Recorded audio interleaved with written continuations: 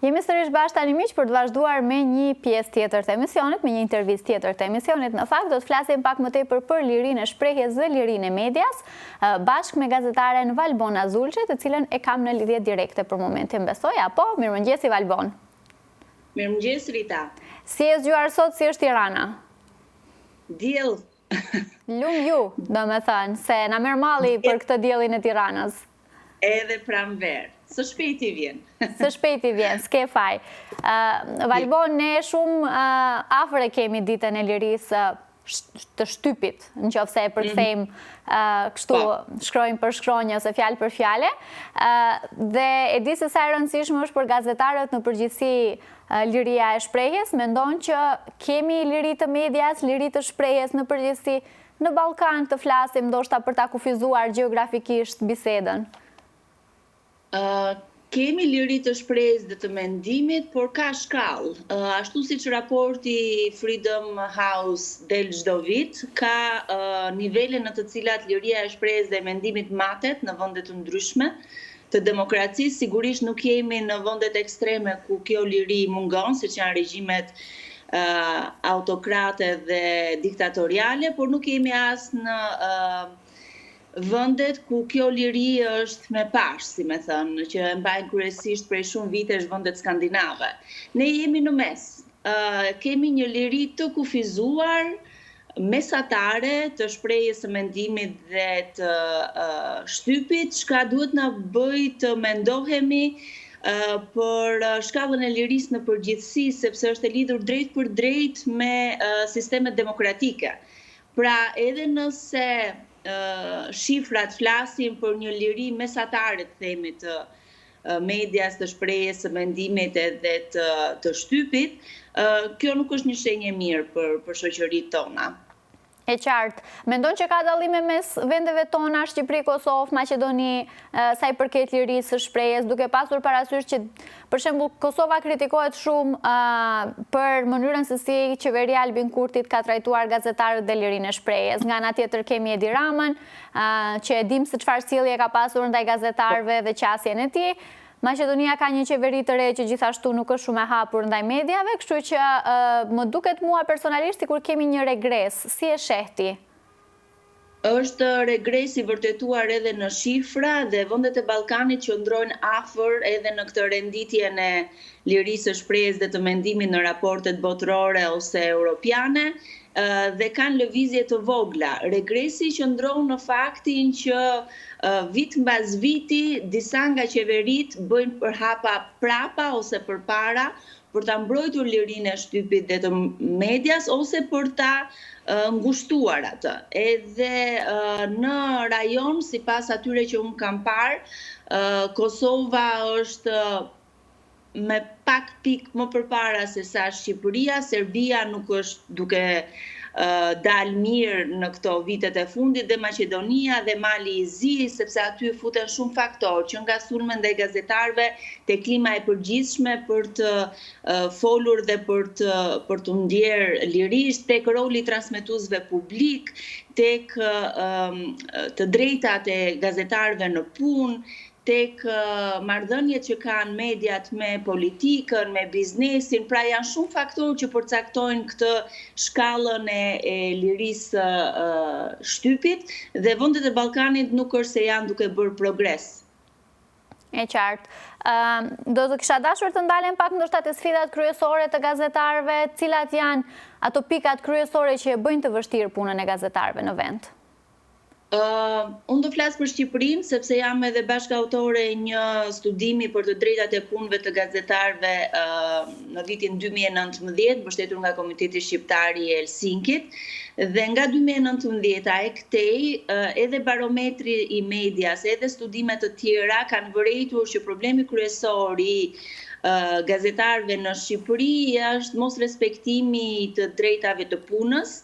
Vazhdojmë të kemi ende nivele të larta informalitetit të pagesave të tyre, mos sigurimin me pagën e sigurimeve shoqërore, një lloj jo stabiliteti në vendin e punës.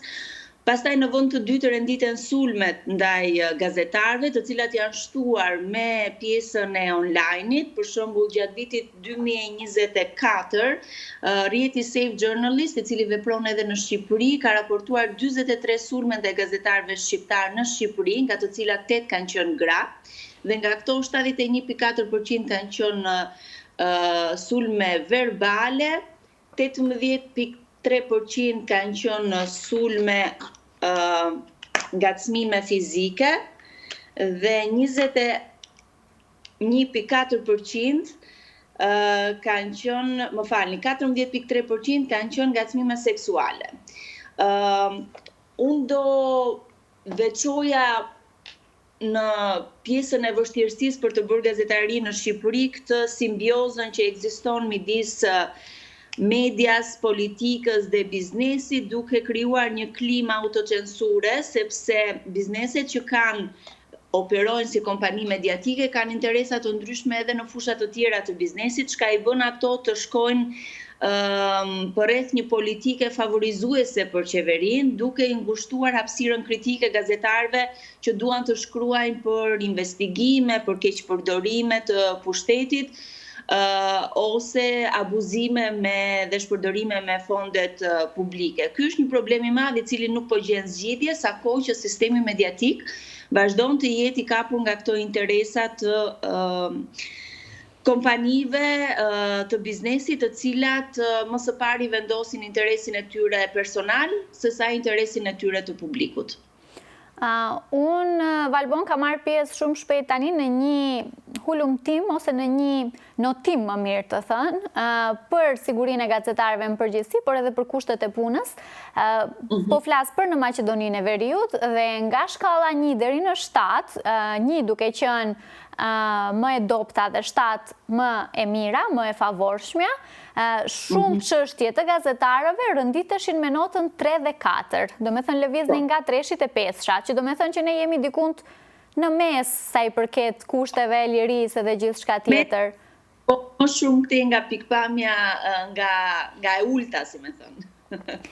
Ne kemi pasur edhe një ligj në vitin 2023 i cili pretendon ose të paktën synon, do të kishte qenë fjala e duhur, të mbrojnë gazetarët duke i konsideruar sulmet ndaj tyre si sulme ndaj personave zyrtar. Mendon që një qasje e tillë ndihmon pak në sigurinë e gazetarëve?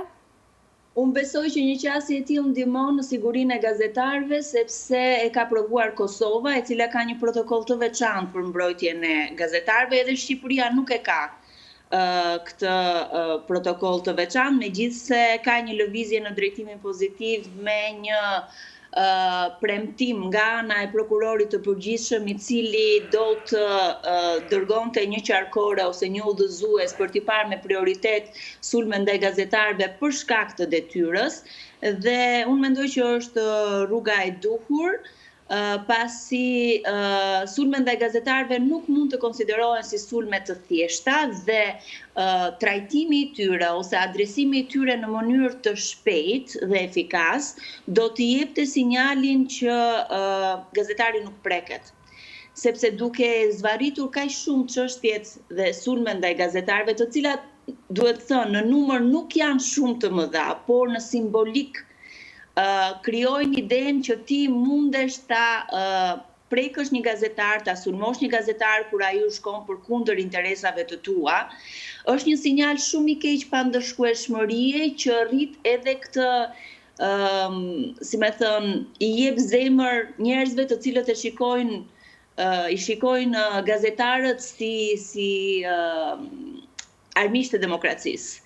Edhe ne në Shqipëri kemi pasur një specifik gjatë vitit 2020-2021, ndër ata që kanë sulmuar gazetarët përveç personave privat, kanë qenë edhe të regjistruara sulmet ose, si me thënë, ngacmimet të gazetarëve gjatë punës nga ana e policisë, gjatë protestave ose gjatë operacioneve policore. Ka pasur episode kur punonjës të policisë, pra punonjës me uniformën e shtetit, kanë penguar gazetarët në kryerjen e detyrës së tyre. Dhe për këtë arsye del e nevojshme që shteti të ofrojë të gjitha garancitë e nevojshme që gazetarët ta kryen më së miri punën e tyre. E thash edhe njëherë, nuk është detyrë ekskluzive e gazetarëve për të mbrojtur lirinë e shtypit edhe të medias. Liria e shtypit dhe e medias është një liri që garantohet nëpërmjet gazetarëve dhe sipas OKB-s, shtetet kanë për detyrë të mbrojnë gazetarët. Dhe këtë mund ta bëjnë qoftë me ligje, qoftë me protokolle, qoftë me trajnim të posaçëm të institucioneve shtetërore për trajtimin e gazetarëve, jo në mënyrë favorizuese, por në mënyrë proporcionale me detyrën që ata kanë.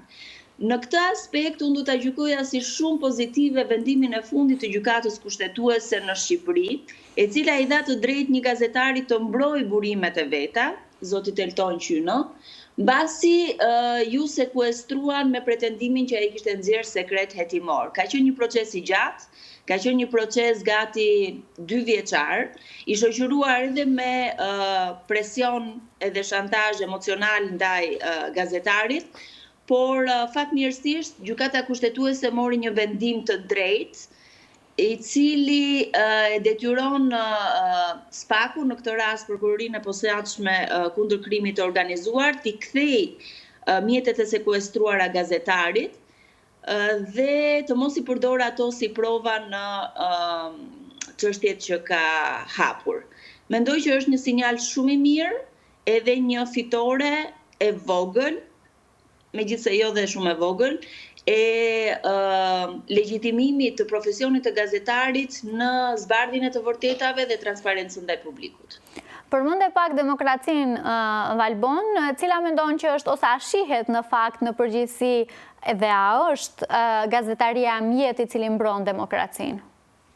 Po, besoj që është pyetje retorike dhe për shoqëritë tona të cilat vijnë nga regjimet diktatoriale, siç ka qenë ai i periudhës komuniste deri në vitin 1991 në Shqipëri, besoj që nuk ka vend për shumë shpjegim se çfarë bën një media jo e lirë në një vend. Një media jo e lirë është shenja e parë drejt regjimeve autokrate dhe diktatoriale, sepse nuk të mundëson kontrollin ndaj pushtetit. Këtë gjë mund ta bëj vetëm një gazetari e lirë dhe e pavarur, sepse edhe çdo formë tjetër e iluzionit të medias së lirë dhe të pavarur nuk e ndihmon demokracinë të zhvillohet. Çfarë kam parasysh kur them iluzionin e gazetarisë së lirë dhe të pavarur? Faktin që ti ke shumë media në qarkullim, ke shumë portale, ke shumë televizione, ke shumë radio. Kjo nuk të bën një vend të lirë nga pikpamja e medias. Sepse, po të shikosh raportin e monitorimit të pronësisë së medias në Shqipëri, e cila realizohet nga BIR çdo 5 vjet, do ta shikosh që ato janë të përqendruara mediat flas në një duar familjesh. Pra, jo më shumë se 5 familje zotërojnë gati 70-80% të tregut audioviziv të paktën në Shqipëri, ndërkohë që portalet janë të pakontrolluara dhe nga ana tjetër burimi i parave që financojnë këto portale nuk dihet. Ndaj është detyrë edhe, si me thënë, një lloj parakushti i funksionimit të demokracisë që publiku të di dhe të ketë dijeni mbi burimet e financimit të media, sepse në këtë rast ai do di të bëjë dallimin me të vërtetat që i serviren si gazetari nga burimet të cilat ndoshta janë të paguara për këtë. E njëjta vlen edhe për propagandën, e cila nëse vishet me format e gazetarisë në kuptimin që ka një emër gazetari në fund, ka pamje dhe sinkrone të marra nga gazetari, nëse ajo media i shërben pushtetit, nuk po bën gjë tjetër vetëse po bën propagandë. Dhe kjo është më së shumti e vërtet gjatë fushatave elektorale. Ti do shikosh që shumë pak ka raportime të pavarura nga skena e fushatave, shumica janë kaseta të prodhuara në zyrat e partive dhe publiku jeton me iluzionin që këto janë kronika të përgatitura nga gazetarët dhe kjo është shumë e rrezikshme. Më lejoni t'ju tregoj një histori nga minierat e Amerikës Latine, e cila ju flet për simbolikën e lirisë së medias në demokraci. Në këto miniera, minatorët kur zbrisnin në galeri, merrnin me vete një kanarin. Dhe kanarina kur ndalonte së kënduarit do të thoshte që niveli i oksigjenit kishte rënë dhe minatorët dilnin jashtë për të shpëtuar jetën. Në mënyrë metaforike do ta krahasoja lirinë e medias me oksigjenin për një demokraci, sepse në momentin që ti nuk ke informacionin e duhur, transparencën e duhur për veprimet e atyre që të qeverisin, normalisht je pranë vdekjes së demokracisë. E qartë. Në përgjithësi, Valbon, përse mendon, sepse kemi statistika të paktën në Maqedoni që nuk zgjidhet më gazetaria si profesion, të rinjt i ikin profesionit të gazetarisë, cila mendon që është arsyeja prapa kësaj? Një arsye mund të jetë pagat e ulta, kushtet e vështira të punës, këto sulmet verbale dhe fizike që përmendëm, pra një mjedis i pasigurt për ushtrimin e profesionit të gazetarisë, kurse nga ana tjetër do ta lidhja me edukimin e munguar mediatik të audiencave, të cilat nuk e kanë kuptuar rëndësinë e gazetarisë për një demokraci, atë që po thoshim deri para pak minutash. Pra një brez i cili nuk edukohet me dëshirën për të vërtetën, një shoqëri që nuk e do të vërtetën, që nuk investon për të, dhe që bie pre retorikës anti-gazetareske, siç kemi parë të bëhet rëndom kohët e fundit, jo vetëm në shtetet tona dhe në shoqëritë tona, por edhe në vende të zhvilluara, ka një lloj fryme anti-media, edhe që ka filluar që me mandatin e parë të zotit Trump në Amerikë, i cili e quajti median armiku i popullit, ndërkohë në Shqipëri kemi epitete të tjera si Kazan, edhe një lloj përpjekje për ta delegitimuar median si faktor i demokracisë. Mendoj që të gjitha këto kontribuojnë në paksimin e dëshirës për të ushtruar profesionin e gazetarit, ndërkohë që duhet jetë e kundërta. Unë mendoj që në kohra të tilla duhet kemi më shumë dëshirë për t'ju bashkangjitur një profesion i cili mban në këmbë shoqëritë tona. Duhet ta kuptojmë një herë mirë se edhe pandemia na e tregoi, pra kemi një test shumë të mirë, fatkeqësisht jo shumë fatlum nga pikpamja e gjendjes emocionale që kaluam, që pa një media të fortë edhe të pavarur, pasojat do të ishin shumë më të rënda. Do kisha dashur për fund ndoshta të ndalemi pak tek rrjetet sociale dhe ndikimi i tyre në lirinë e shprehjes dhe lirinë e mediave. Mendon që ju kanë dhënë hapësirë në një farë lloj mënyre të gjithëve të shprehen, por nga ana tjetër nuk ka një kontroll dhe filtrim të informacioneve të cilat shpërndahen nëpërmjet këtyre rrjeteve sociale? Kjo është liria e shtypit dhe mendimit e dashur. Rita, pra rrjetet sociale janë një medium, janë një mjet, varet se si e përdor atë. Nëse ti kufizon hapësirat e gazetarëve për të bërë gazetari të mirë dhe të pavarur në media tradicionale, sigurisht që interneti është një platformë shumë e mirë dhe është përdorur nga shumë gazetarë të cilët kanë ngritur mediat e tyre, punojnë në mënyrë të pavarur, janë blogger të famshëm, janë influencues shumë të mirë, bëjnë punën e investigimeve ose të bisedave të cilat nuk mund t'i bëjnë në mediat klasike, në platforma si YouTube, për shembull. Në këtë mënyrë interneti përdoret si hapësirë lirie. Por nga ana tjetër, rrjetet sociale duke qenë të parregulluara dhe këto janë risjet e rregullimit me ligj të çdo hapësire, dhe prandaj unë kam ngul që si më thënë, mbrojtja e lirisë së shtypit duhet bërë nëpërmjet edukimit të audiencave, rregullimit të mjedisit të punës së gazetarëve, jo futjes edhe të internetit në kufit e ligjit, sepse mund të përdoret nesër pas nesër si një censur ndaj atyre që nuk janë dakord me regjimet ose me qeverisjet.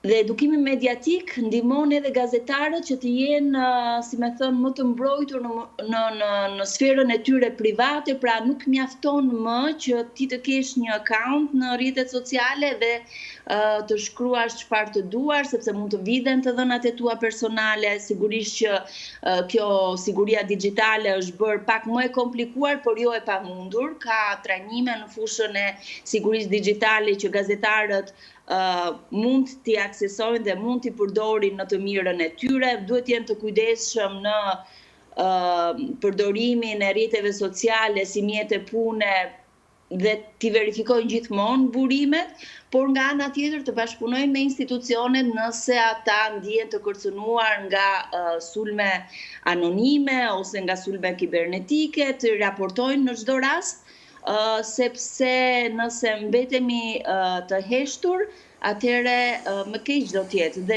pikërisht ky është qëllimi i atyre që të sulmojnë online, që ti të mos marrësh pjesë në diskursin publik, që ti të tërhiqesh nga jeta publike, që ti të heshtësh rreth asaj që do të thuash, por kjo është një luftë, është një betejë.